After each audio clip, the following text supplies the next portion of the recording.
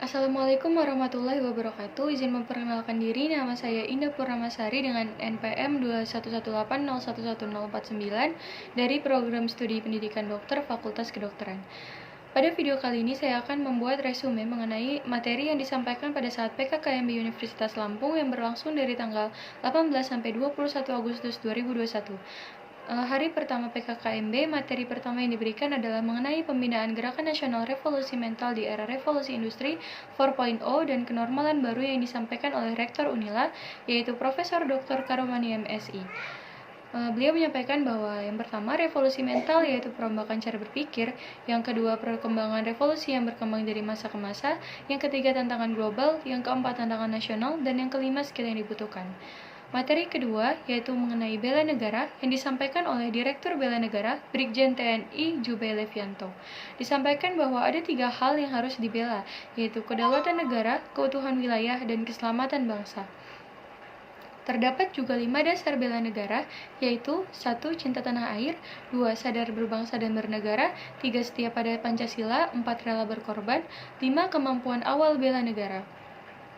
Materi ketiga yang disampaikan yaitu mengenai bahaya terorisme yang disampaikan oleh Komjen Pol Dr. Boy Rafli Amar, MH. Strategi pencegahan teroris di Indonesia memiliki 3 kegiatan utama, yaitu 1. Kesiapsiagaan nasional dengan pemberdayaan masyarakat, pemetaan wilayah rawan. Yang kedua, kontraradikalisasi dengan kontra narasi, propaganda, dan ideologi. 3. Deradikalisasi baik di dalam lapas maupun di luar. Selanjutnya yaitu materi keempat, yaitu mengenai etika bermedia sosial yang disampaikan oleh musisi Yosi Mokalu. Yang pertama, kita harus memilah-milih pesan. Yang kedua, tetap kritis dan berpikir. Ketiga, ingat sebutkan sumbernya. Dan yang keempat, memperhatikan gaya bangsa.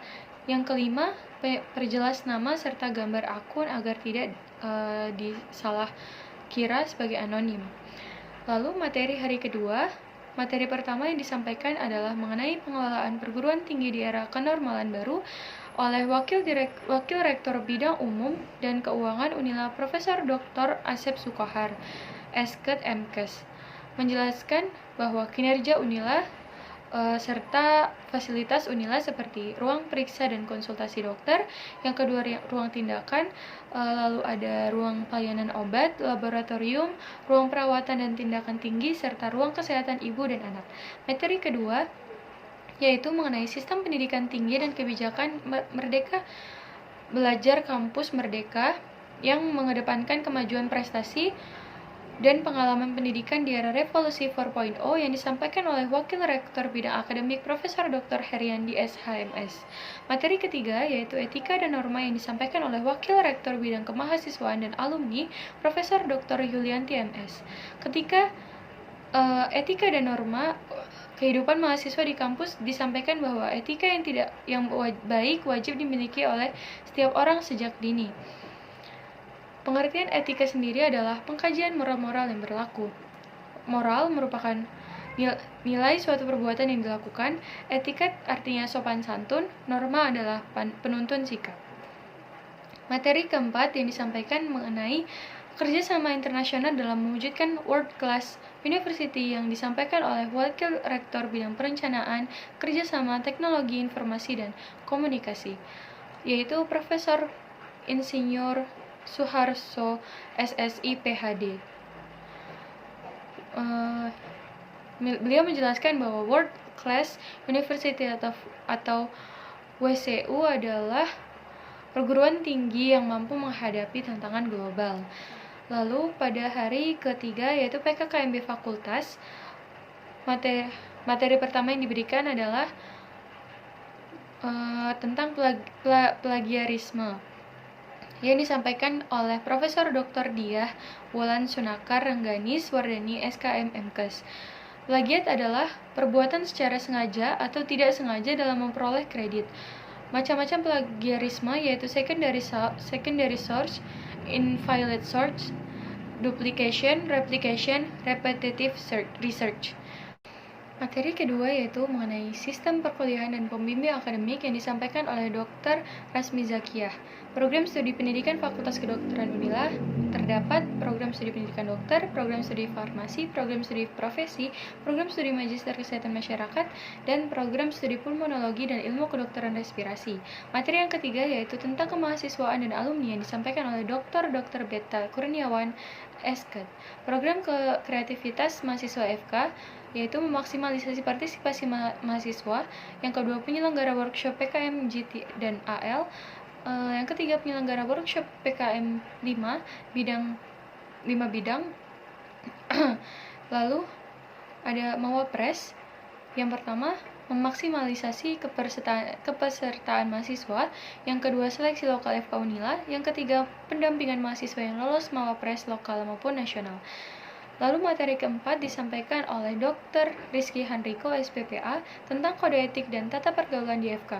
Tata pergaulan mahasiswa Universitas Lampung terdapat etika dan norma yang dapat ditemukan di dalam manajemen waktu, lalu dalam menghubungi dosen secara langsung atau melalui media sosial, lalu etika berjalan, etika berbusana, dan etika bertanya.